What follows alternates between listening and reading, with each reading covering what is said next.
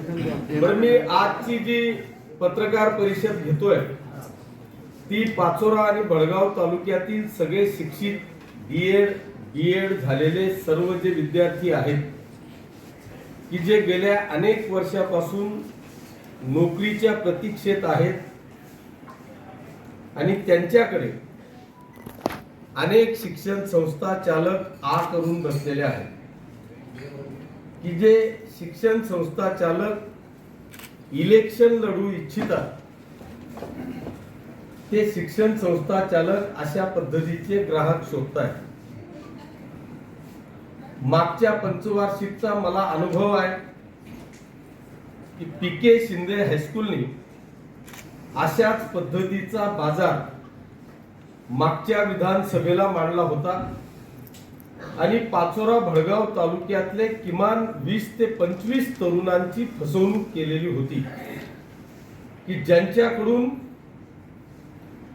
15-20 लाख रुपये घेऊन त्यांना बोगस अप्रूव्हल दिले गेले होते।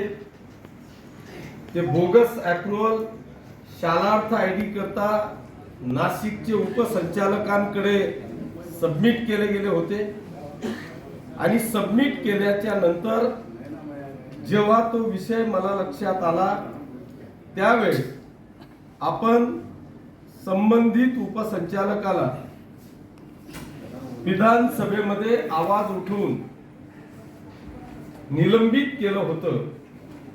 आता तीच परिस्थिती आलेली आहे की अनेक शिक्षण संस्था चालक विधानसभेच्या रिंगणात उतरण्याची शक्यता आहे। त्यांनी इच्छा व्यक्त केलेली आहे, निवडणुकीमध्ये ते आता कामाला लागलेले आहेत आणि अशा परिस्थितीमध्ये अनेक जो बेरोजगार की अनेक वर्षापासून तो ह्या शिक्षण संस्था चालकांकडे 10-10, 5-5 वर्ष पाणी भरतोय, अशा विद्यार्थ्यांना बोगस अप्रूव्हल मिळण्याची शक्यता आहे, त्यांची लूट होऊन त्यांची फसवणूक होण्याची शक्यता आहे। अनेक विद्यार्थी 10-10 वर्ष पैसे देऊन त्यांच्या मागे फिरतायत आणि मग एका हाताने देतायत आणि 2-2 हाताने पैसे काढण्यासाठी आमच्या सारख्यांच्या मागे फिरतायत। मी आपल्या माध्यमातून पाचोरा आणि बळगाव तालुक्याच्या सर्व बेरोजगार बीएड झालेल्या विद्यार्थ्यांना आपल्या माध्यमातून आव्हान वजा विनंती करतोय की आपण या शिक्षण संस्था चालकांनी की जे इलेक्शन लढू इच्छिता आहेत या शिक्षण संस्था चालकाकडून होणाऱ्या फसवणुकीपासून आपण दूर राहावं।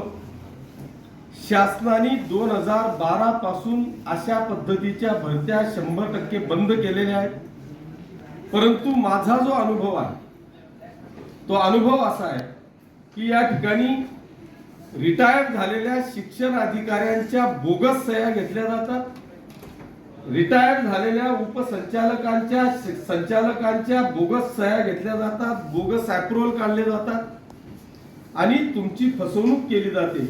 नंतर मग तुमच्यावर सुद्धा आणि शिक्षण संस्था चालकावर सुद्धा गुन्हे दाखल होतात। मागच्या काळात अशाच पद्धतीने गुन्हे दाखल झाले, नंतर ते गुन्हे कशा पद्धतीने मॅनेज केले गेले हेही माझ्या समोर आहे, त्याच्याकरताही आपण जाणार आहोत। आता माझी हात जोडून विनंती आहे की सगळ्या तरुणांनी एक तर आपलं आयुष्य शिकून वाया गेलेलं आहे आणि त्याच्यात अशा पद्धतीने लाखो रुपयाचा गंडा, आई वडील परेशान असतात, आई वडील शेती बाडी घरदार विकून तुमच्या करता तो पैसा भरतात आणि शेवटी अपयश येऊन आपण रिकाम्या हाती खाली घरी येतो। माझी आपल्या माध्यमातून या ठिकाणी विनंती आहे की सर्व बेरोजगार विद्यार्थ्यांनी आपली स्वतःची फसवणूक न करून घेता अशा बोगस शिक्षण संस्था चालकांपासून सावध राहावं। मी ह्या बाबतचा आजच शिक्षण अधिकारी, उपसंचालक, संचालक यांना सुद्धा आपल्या माध्यमातून आव्हान करतोय। तुमचं आणि विद्यार्थ्यांचं नुकसान होऊ नये अशी माझी प्रामाणिक इच्छा आहे पण हे असं कोणी शिक्षण अधिकाऱ्यांनी किंवा उपसंचालकांनी करण्याचा प्रयत्न केला तर त्याला मी हायकोर्ट सुप्रीम कोर्ट पर्यंत सोडणार नाही. आपल्या या राज्य सरकारने पवित्र पोर्टलच्या माध्यमातून विनामूल्य इतकी चांगली सेवा या ठिकाणी काढलेली आहे. मला वाटतं जवळपास 80% जागा भरण्याचा निर्णय राज्य सरकारने घेतलेला होता. त्याच्यापैकी मला वाटतं 70% जागा भरल्या गेलेल्या आहेत. 10% जागा राहिलेल्या आहेत. त्या 10% जागा सुद्धा पवित्र पोर्टलच्या माध्यमातून भरण्याकरता मी या मतदारसंघाचा आमदार म्हणून या राज्याचे शिक्षण मंत्री आदरणीय केसरकर साहेबांना तातडीने विनंती करून ह्या 10% जागा सुद्धा आपण पवित्र पोर्टलच्या माध्यमातून तात्काळ भराव्या, की जेणेकरून जो उच्च शिक्षित आहे, तो टॉपचा आहे, पण परिस्थिती गरिबीची आहे, तो ह्या शिक्षण संस्था चालकांना लाखो रुपये मोजू शकत नाही, पण आपल्या स्किलवर तो खऱ्या अर्थाने शिक्षक होऊ शकतो. अशा विद्यार्थ्यांकरता तात्काळ त्या 10% जागा ज्या भरायच्या आहेत त्या मोकळ्या कराव्या, अशा पद्धतीचं आव्हान वजा विनंती मी या राज्याचे शिक्षण मंत्री महोदयांना करणार आहे.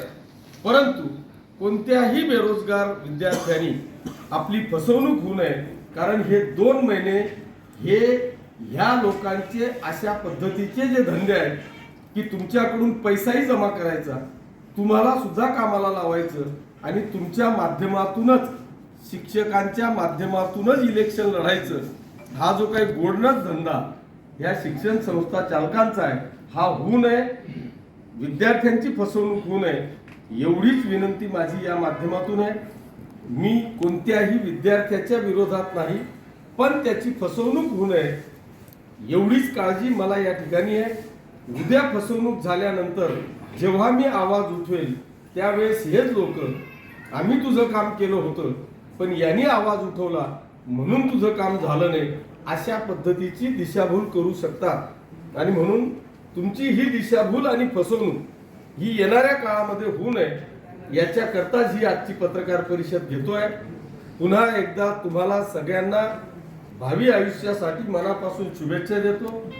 गणेश चतुर्थीच्या दिवशी आज सगळ्यांना शुभेच्छा देतो आणि गणरायाच्या या पवित्र काळामध्ये आपल्यावर कुठल्याही प्रकारचं विघ्न येऊ नये म्हणूनच गणरायाचरणी प्रार्थना करतो. धन्यवाद. जय हिंद, जय महाराष्ट्र. पी.के. शिंदे सांगितलं चौकशी चालू आहे. आता त्याही चौकशा चालू आहे.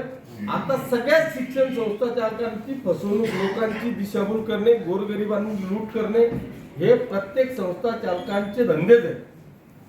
त्याच्यामुळे आपल्या तरुणांनी त्यांची फसवणूक होऊ नये याची काळजी घ्यावी.